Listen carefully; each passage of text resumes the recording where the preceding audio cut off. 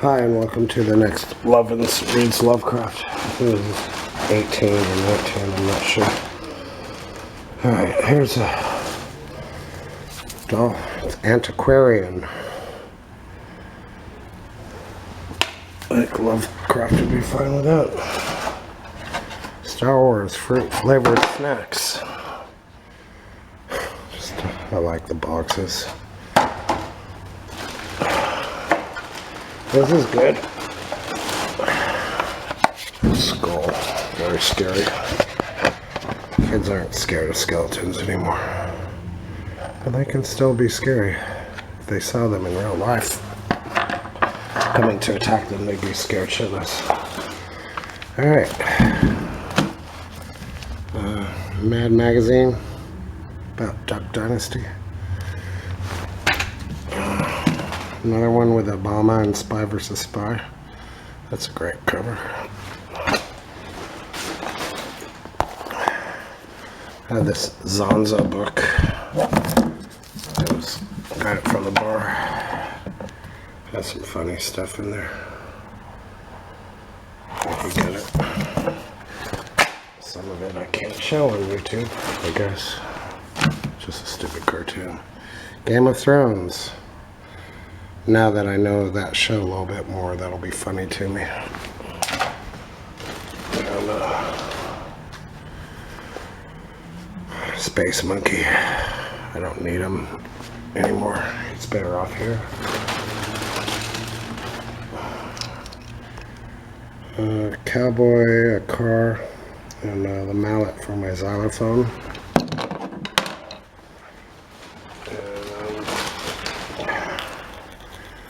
Army Man. There's a top in there. Alright. Let's read. Sorry to waste 2 minutes of your life, but it's really fun to go through my items when I bring them over here.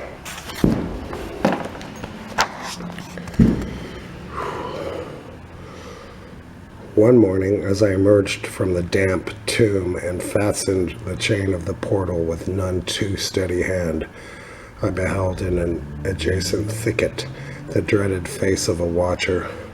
Surely the end was near, for my bower was discovered and the objective of my nocturnal journeys revealed. The man did not accost me, so I hastened home in an effort to overhear what he might report to my careworn father. Were my sojourns beyond the chain door about to be proclaimed to the world?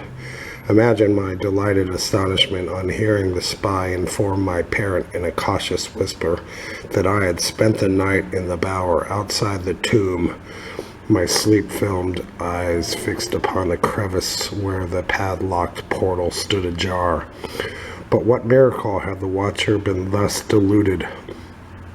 I was now convinced that a supernatural agency protected me.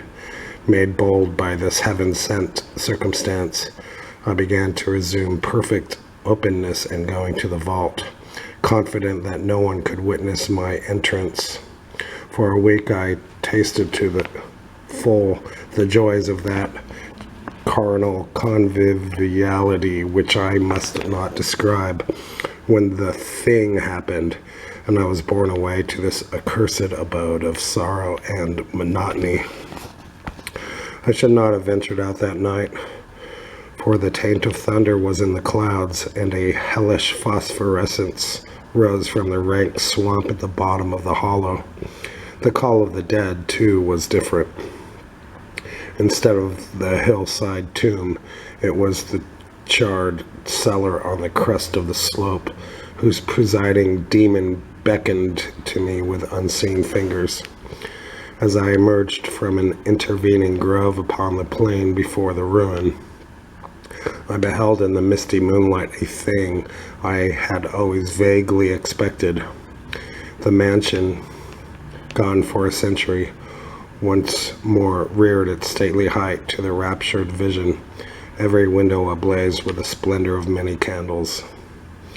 Up the long drive rolled the coaches of the Boston gentry, whilst on foot came a numerous assemblage of powdered exquisites from the neighboring mansions.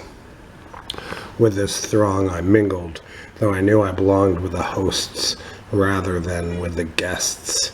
Inside the hall were music, laughter, and wine on every hand. Several faces I recognized, though I should have known them better had they been shriveled or eaten away by death and decomposition. Amidst a wild and reckless throng, I was the wildest and most abandoned. Gay blasphemy poured in torrents from my lips, and in my shocking sallies I heeded no law of God, man, or nature. Suddenly, a peal of thunder, resonant even above the din of the swinish revelry, clave the very roof and laid a hush of fear upon the boisterous company. Red tongues of flame and searing gusts of heat engulfed the house, and the roisterers, struck with terror at the descent of a calamity which seemed to transcend the bounds of unguided nature, fled shrieking into the night. I alone remained riveted to my seat by a groveling fear which I had never felt before, and then a second horror took possession of my soul. Burnt alive to ashes, my body dispersed by the four winds, I might never lie in the tomb of the Hydes. Was not my coffin prepared for me? Had I not a right to rest till eternity amongst the descendants of Sir Geoffrey Hyde?